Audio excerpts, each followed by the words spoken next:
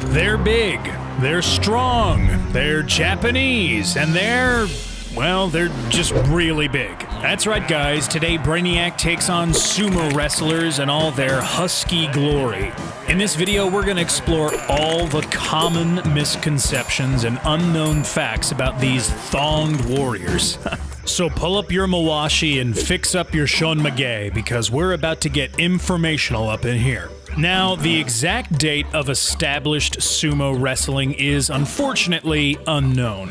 No one knows exactly when the first wrestlers, known as rikishi, became professional, nor does anyone know when they first appeared. But we're here to tell you what we do know about these massive individuals. The first wrestlers weren't exactly steel-chaired, wielding men in tights, fighting for the entertainment of your average peasants. No, the first sumo fights were actually a form of religious ritual, where rikishi from all around Imperial Japan reenacted mythical fights with demons in order to bring good harvests. In fact, if you look at the sport of sumo today, you'll notice many themes in common with Shinto traditions from the past. For starters, the wrestlers throw salt around the ring in order to purify it against bad spirits, and the referees wear the same robes as a Shinto priest. Moreover, before engaging in a bout, you can clearly see the rikishi engaging in specific movements meant to appease said spirits. But these aren't the only distinguishing features of historical sumo.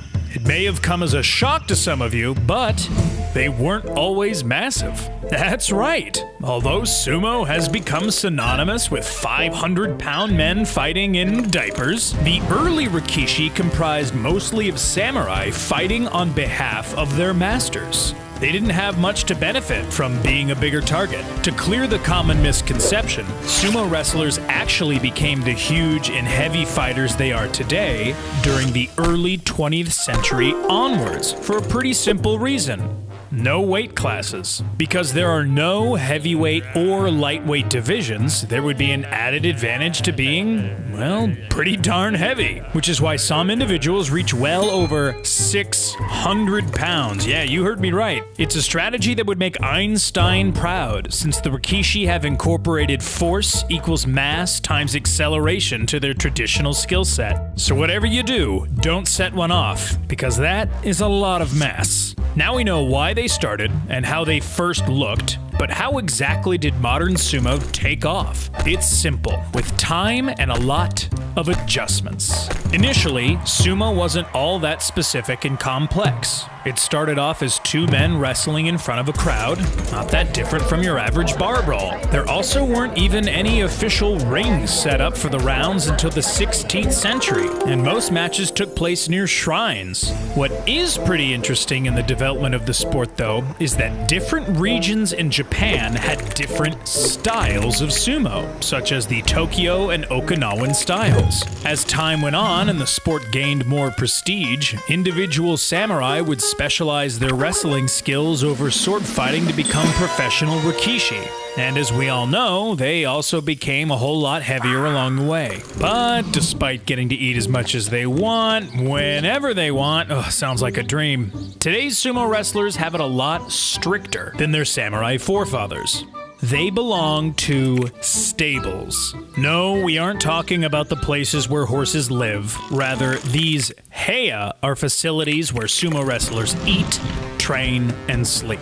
So yeah, I guess it's still pretty much like a horse stable. Anyway, all rikishi must be part of one and are expected to live and train there until the end of their careers, with the only exception being married wrestlers. Their lives are exceptionally brutal, as they're expected to follow a daily training regimen on top of several chores, with hazing as a common part of their everyday lives. Wrestlers of the same heya are almost never allowed to wrestle against each other, nor are they allowed to fight for the other stables. Moreover, they're expected to keep their hair long in a shonmage style, and are only allowed to wear their traditional robes when out in public, regardless of the weather. But hey, at least female rikishi don't have to worry about these brutal conditions, because Well, technically, they don't exist. That's because sumo is in fact a Shinto ritual first and a sport second. According to traditional Japanese superstition, the presence of a woman would disrupt the purity of the ritual,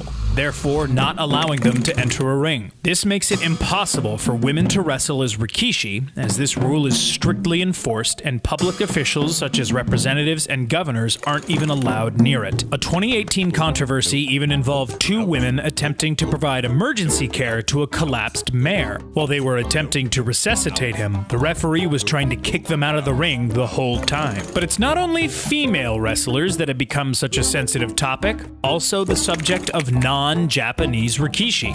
This is because not all sumo wrestlers are Japanese. In fact, many come from places such as Hawaii, Mongolia, Russia, and even Brazil, with some even gaining legendary Yokozuna status. But even with all their success, the non-natives have it tough in the land of the rising sun. That's because the second they put on their ceremonial underwear, they're expected to completely immerse themselves in Japanese culture, adopting local names as well as learning the language. Moreover, despite being heavily recruited prior to the 90s, regulations by the Sumo Association have drastically limited their participation by limiting stables to just 2 foreigners than 1. The organization even went so far as to label non-Japanese rikishi as those not born in Japan, leading to allegations of racism and even sexism for their rules on women. Controversies aside, sumo is certainly one of the most iconic and interesting sports out there. And when it comes to 400+ pound men slamming into each other with unbelievable force, we just had to state our national curiosity and bring up all the interesting facts. But remember, these men aren't simple pro wrestlers. They aren't big guys in thongs grabbing each other for entertainment.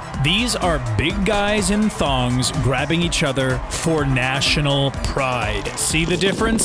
Slamming each other into the ground and representing all the history that produced them.